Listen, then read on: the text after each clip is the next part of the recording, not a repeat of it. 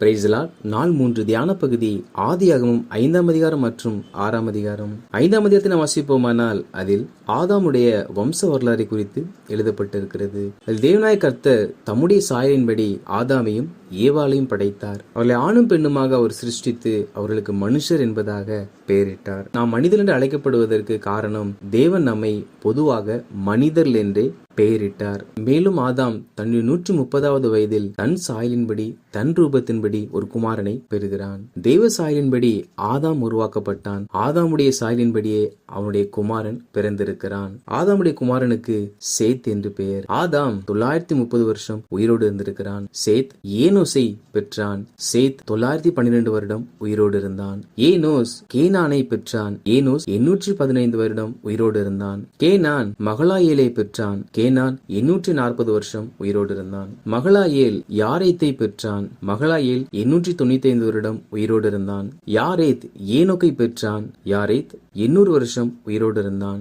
ஏனோக்கு மெத்துசலாவை பெற்றான். ஏனோக்கு 365 வருடம் உயிரோடு இருந்தான். ஏனோக்கை குறித்து இன்னும் சில வார்த்தைகள் நமக்கு இதில் எழுதப்பட்டிருக்கிறது. மற்ற எல்லாரும் குமாரரையும் குமாரத்திகளையும் பெற்றார்கள். ஆனால் ஏனோக்கை குறித்து சொல்லப்படும் பொழுது ஏனோக்கு தேவனோடு சஞ்சரித்துக் கொண்டிருந்து குமாரரையும் குமாரத்திகளையும் பெற்றார்களாம். அப்படி என்றால் ஏனோக்கு முன் வாழ்ந்த எல்லாரை காட்டிலும் ஏனோக்கு தேவனோடு அதிகமாய் சஞ்சரிக்கிற ஒரு மனிதனாய் காணப்பட்டார். நாம் குடும்பத்தோடு கூட இருந்தாலும் நமக்கு பிள்ளைகள் இருந்தாலும் சந்ததி இருந்தாலும் நாம் மனம் விரும்பினால் தேவனோடு இசைந்து நடக்க முடியும் என்பதை இந்த வசனங்கள் நமக்கு காண்பிக்கிறது.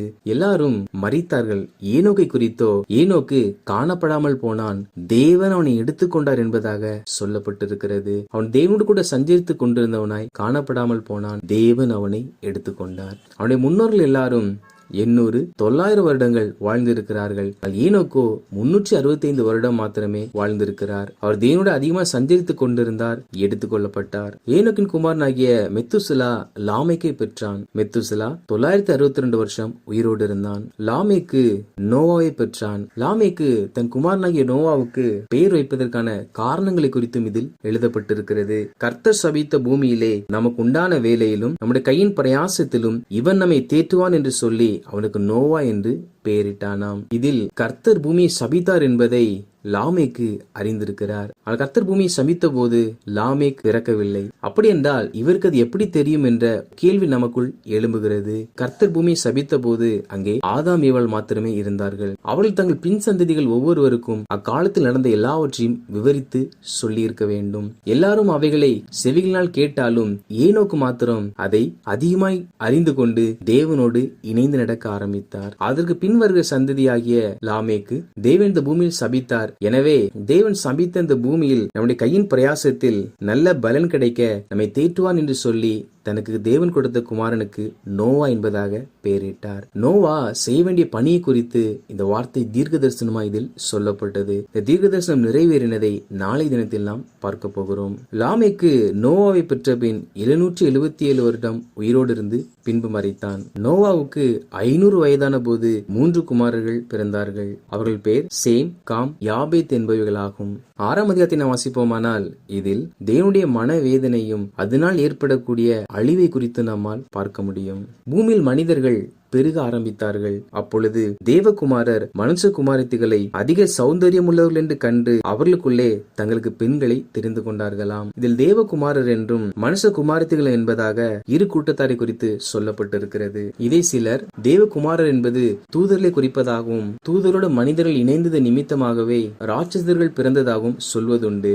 ஆனால் ஒரு நாளும் மனிதன் ஆவியோடு கூட இணைய முடியாது. தேவகுமாரர் என்று குறிப்பிட காரணம் என்னவென்றால் தேவன் தெரிந்து கொண்ட சந்ததியே தேவகுமாரர்களாகும். ஆதாம் துவங்கி நோவா வரைக்கும் நாம் பார்த்த எல்லாரும் தேவன் உருவாக்கின மனிதனாகிய ஆதாமிலிருந்து பிறந்து வந்தவர்கள். அப்படி என்றால் மனுஷ குமாரத்திகள் யார் என்றால் ஆதாமின் மூத்த குமாரனாகிய காயினின் சந்ததியில் பிறந்தவர்கள். அவர்கள் தேவனை ஆராதிக்கவும் இல்லை, தேவனை தேடவும் இல்லை. அவருடைய சந்ததியில் பிறந்த பெண் பிள்ளைகளே மனுஷ குமாரத்திகள் ஆகும். அவர்கள் அளவுள்ளவர்களாய் இருந்தபடியினால் தேவனை அறிந்த இந்த சந்ததியானது தேவனை ஆராதிக்காத சேவிக்காத அவர்களுடைய பெண்களை தங்களுக்கு மனைவிகள் பிள்ளைகளாக ஏற்படுத்திக் கொண்டார்களாம். அப்பொழுது கர்த்தர், என் ஆவி என்றென்றைக்கும் மனுஷனோடு போராடுவதில்லை, அவன் மாம்சம்தானே, அவன் இருக்கிற நாட்கள் 120 வருஷம் என்பதாக கூறினார். இதன் பொருள், கர்த்தர் முன்பதாகவே அப்படிப்பட்டவர்கள் திருமணம் செய்யக்கூடாது என்ற ஒரு வார்த்தையை அவர்களோடு கூட சொல்லி இருக்கக்கூடும். கர்த்தர் ஆதாமுக்கு கட்டளை கொடுத்தார், அதை ஆதாம் மீறினான். அவனுக்கு பின் சந்ததிக்கும் கூட கர்த்தர் நிச்சயமாய் கட்டளை கொடுத்திருப்பார். ஆனால் அவர்களும் அந்த கட்டளை மீறினபடியினால் இனிய ஆவி மனிதனோடு கூட போராடுவதில்லை, அவருடைய ஆயுசு நாட்கள் 120 வருஷம் என்பதாக கர்த்தர் மனிதனுடைய ஆயுசின் வருஷங்களை குறைந்து போகும்படி கட்டளையிட்டார். நாம் கடந்த அதிகாரத்தில் வாசித்தபடியே ஒவ்வொருவரும் 800 வருடங்கள் 900 வருடங்கள் வாழ்ந்திருக்கிறார்கள். ஆனால் அப்படி வாழ்ந்தும் கூட எல்லாரும் கர்த்தரை தேடவும் கர்த்தருடைய வார்த்தைக்கு உண்மையாய் கீழ்ப்படியும் இல்லாதபடியினால் கர்த்தர் மனிதனுடைய ஆயுசின் வருஷங்களை குறைத்தார். மேலும் அந்த நாட்களில் ராட்சதர்கள் பூமியில் இருந்ததாக சொல்லப்பட்டிருக்கிறது. எப்படி என்றால், தேவனை ஏற்றுக்கொண்ட தேவனுடைய பிள்ளைகளும் தேவனை அறியாத அந்நியர்களும் திருமணம் செய்து கொள்வதன் நிமித்தமாக அவர்களுக்கு பிறக்கக்கூடிய பிள்ளைகள் ராட்சதர்களாக பலவான்களாக பிறந்தார்களாம். மேலும் கர்த்தர் பூமியை பார்க்கும் பொழுது பூமியில் மனிதர்கள் செய்யும் அக்கிரமங்கள் மிகவும் பெருகி இருந்ததாம். மனிதனுடைய இருதயத்திலிருந்து தோன்றுகிற எல்லாம் பொல்லாதவைகளாகவும் இருந்தது.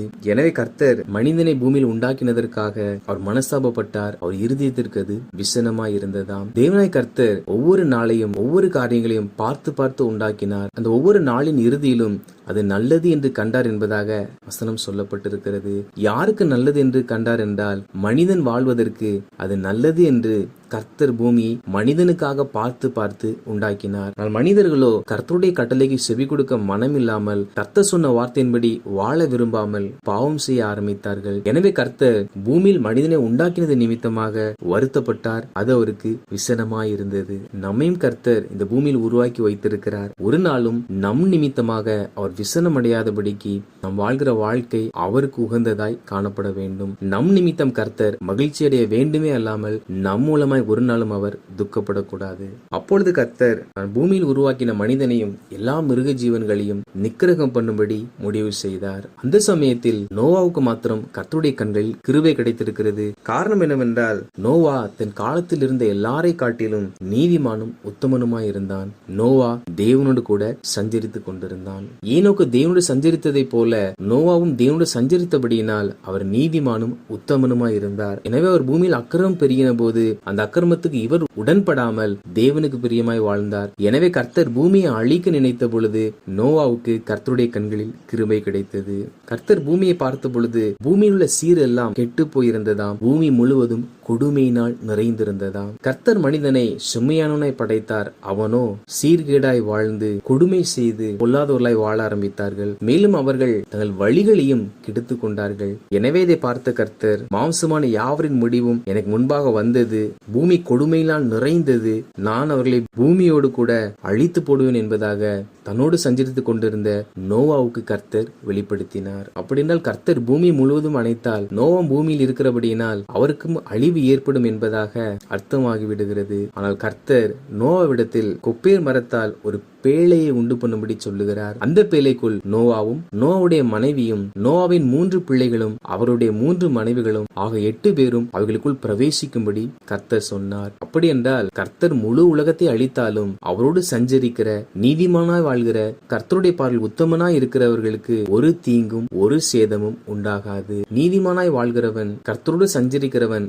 உலகம் அழிந்தாலும் அவன் மாத்திரம் தப்பி போவான். காரணம், உத்தமமாய் வாழ்கிறவனுக்கு கர்த்தர் எல்லா விதத்திலும் எப்பொழுதும் துணையாயிருப்பார். நோவா குடும்பம் மாத்திரமல்லாமல் ஆண்டவர் சிருஷ்டித்த எல்லா ஊரும் பிராணிகளும் காட்டு விலங்குகளும் நாட்டு விலங்குகளும் ஆகாயத்து பறவைகளும் எல்லாவற்றையும் ஒரு ஆண் ஒரு பெண் என்று ஜோடு ஜோடாக பேழைக்குள் பிரவேசிக்கும்படிக்கு அந்த பேழை கட்டுவதற்கான அளவை கர்த்தர் நோவாவுக்கு வெளிப்படுத்தினார். ஏன் கர்த்தர் பேழையை செய்ய சொன்னார் என்றால், கர்த்தர் ஜல பிரளயத்தினால் இந்த பூமி முழுவதையும் அழிக்க சித்தமானார். எனவே அவைகளை தப்பும்படிக்காக நோவாவை பேழை செய்யும்படி கட்டளையிட்டார். நோவா கர்த்தர் தனக்கு கட்டளையிட்டபடியே செய்து முடித்தாராம். வாசித்த இந்த அதிகாரங்களின்படி கர்த்தர் ஜனங்களாகிய நாம் தேவனோடு கூட சஞ்சரிக்கிறவர்களாக காணப்பட வேண்டும். நாம் ரட்சிக்கப்பட்டவர்களாய் இருக்கிறபடியினால் ஒரு நாளும் அந்நிய நுகத்தோடு கூட நாம் பிணைக்கப்படக்கூடாது. மேலும் நம்மை உண்டாக்கின கர்த்தர் மனஸ்தாபப்படும்படிக்காக நாம் நடந்து கொள்ளாமல் நம் நிமித்தம் நம்மை உருவாக்கினதற்காக அது நல்லது என்று தேவன் நினைக்கத்தக்கதாக ஒவ்வொரு நாளும் நாம் தேவனுக்கு உகந்தவர்களாக வாழ வேண்டும்.